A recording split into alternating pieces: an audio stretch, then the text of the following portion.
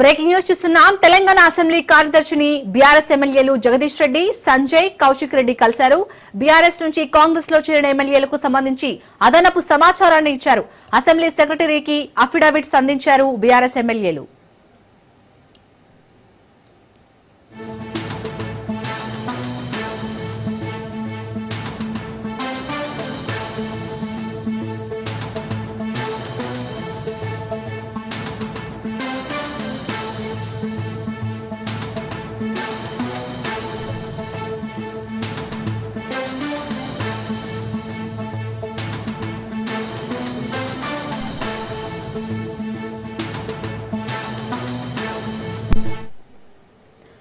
Telangana assembly కార్యదర్శిని BRS ఎమ్మెల్యేలు జగదీష్ రెడ్డి, సంజయ్, కౌశిక్ రెడ్డి కలిశారు. BRS నుంచి కాంగ్రెస్ లో చేరిన ఎమ్మెల్యేలకు సంబంధించి అదనపు సమాచారాన్ని ఇచ్చారు. అసెంబ్లీ సెక్రటరీకి అఫిడవిట్ అందించారు బీఆర్ఎస్ ఎమ్మెల్యేలు. రైట్గా ఇదే అంశానికి సంబంధించి పూర్తి అప్డేట్స్ మా ప్రతినిధి సైదులు అందిస్తారు. సైదులు, మొత్తానికైతే ఇటు బీఆర్ఎస్ నుంచి కాంగ్రెస్ లో ఎవరైతే చేరారో ఆ ఎమ్మెల్యేలకు సంబంధించిన అదనపు సమాచారం ఇచ్చినట్టుగా తెలుస్తుంది. ఏంటిది అదనపు సమాచారం, అప్డేట్స్ ఏంటి? బీఆర్ఎస్ పార్టీకి చెందినటువంటి 10 మంది ఎమ్మెల్యేలు అధికార కాంగ్రెస్ పార్టీకి వెళ్ళిన విషయం అందరికీ తెలిసిందే. అయితే అధికార కాంగ్రెస్ పార్టీలోకి వెళ్ళిన తర్వాత వారు వివిధ కార్యక్రమాల్లో పాల్గొన్నటువంటి విజువల్స్, అదేవిధంగా వారు కప్పుకున్నటువంటి కండువ, అది 3 రంగుల కండువ అని చెప్పేసి పార్టీ మారిన ఎమ్మెల్యేలు చెప్తున్నప్పటికీ అది 3 రంగుల కండువ కాదు, అది కాంగ్రెస్ పార్టీ కండువ అని, అదేవిధంగా వివిధ కాంగ్రెస్ పార్టీ అధికారిక కార్యక్రమాల్లో పాల్గొన్నటువంటి విజువల్స్తో సహా మరోసారి ఆధారాలని అసెంబ్లీ సెక్రటరీకి బీఆర్ఎస్ పార్టీ ఎమ్మెల్యేలు ఇచ్చారు. కొద్దిసేపటి క్రితమే ఖచ్చితంగా వారిపైన చర్యలు తీసుకోవాల్సిందే అని ప్రధానంగా డిమాండ్ చేస్తున్నారు. ఎందుకంటే సుప్రీంకోర్టు చాలా స్పష్టంగా చెప్పింది, పార్టీ మారిన ఎమ్మెల్యేలపైన చర్యలు స్పీకర్ 3 నెలల్లో తీసుకోవాల్సిందే అని చెప్పేసి చాలా స్పష్టంగా చెప్పింది. కాబట్టి ఖచ్చితంగా సుప్రీంకోర్టు ఆదేశాలు తూచా తప్పకుండా స్పీకర్ పాటించాల్సిందే అనేది బీఆర్ఎస్ పార్టీ చెప్తుంది. దానిలో భాగంగా పార్టీ మారిన ఎమ్మెల్యేలపైన ఖచ్చితంగా చర్యలు తీసుకోవాల్సిందని చెప్పేసి కూడా అంటున్నారు. అనేక సార్లు మేము స్పీకర్ని కలిశాము. బీఆర్ఎస్ పార్టీకి చెందినటువంటి ఎమ్మెల్యేలు అధికార కాంగ్రెస్ గూటికి వెళ్ళిన తర్వాత అనేక సార్లు స్పీకర్ అపాయింట్మెంట్ తీసుకొని స్పీకర్ని కలిసి వారిపైన చర్యలు తీసుకోండి అని చెప్తున్నప్పటికీ స్పీకర్ కాలయాపన చేయడం సరైనది కాదు అని చెప్పేసి కూడా బీఆర్ఎస్ పార్టీ ఆరోపణ చేస్తుంది.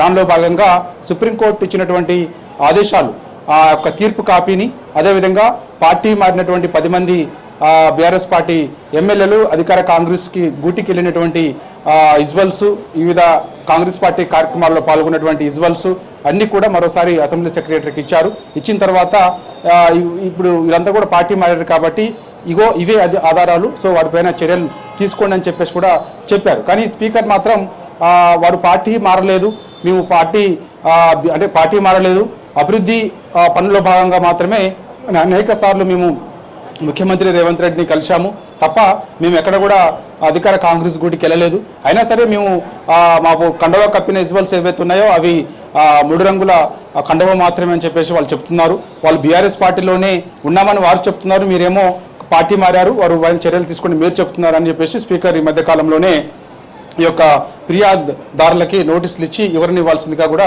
సమయం ఇచ్చారు. దానిలో భాగంగా కొద్దిసేపటి క్రితమే అసెంబ్లీకి వెళ్ళినటువంటి బీఆర్ఎస్ పార్టీకి చెందినటువంటి ఎమ్మెల్యేలు సంజయ్, అదేవిధంగా జగదీష్ రెడ్డి మాజీ మంత్రి సూర్యాపేట ఎమ్మెల్యే, అదేవిధంగా పాడి కౌశిక్ రెడ్డి హుజరాబాద్ ఎమ్మెల్యే, ఇలా 3 కూడా అసెంబ్లీ సెక్రటరీని కలిసి ఖచ్చితంగా పార్టీ మారిన ఎమ్మెల్యేల పైన చర్యలు తీసుకోండి అని కూడా చెప్తున్నారు. కానీ పార్టీ మారినటువంటి ఎమ్మెల్యేలు ఎవరైతే ఉన్నారో వారు మాత్రం మేము బీఆర్ఎస్ పార్టీలోనే ఉన్నాము, బీఆర్ఎస్ పార్టీలోనే కొనసాగుతున్నామని పదే స్పీకర్కి వివరణ ఇచ్చుకుంటూ వస్తున్నారు.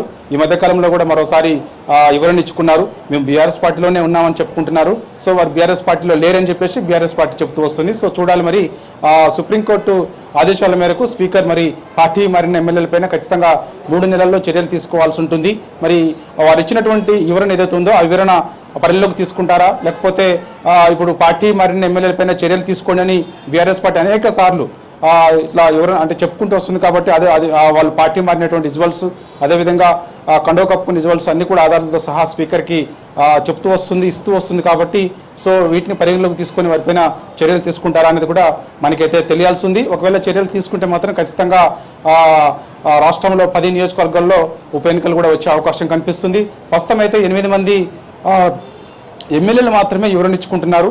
శేషన్ గన్పూర్ ఎమ్మెల్యే కడియం శ్రీహరి ఆయన పార్టీ మారినట్టు కానీ పార్టీ ఆయన స్పీకర్ దగ్గర ఎటువంటి వివరణ ఇచ్చుకోలేదు. అదేవిధంగా స్పీకర్ కూడా కడియం శ్రీహరికి నోటీసులు ఇవ్వలేదని కూడా మనకు తెలుస్తుంది. దాంతోపాటుగా దానం నాగేందర్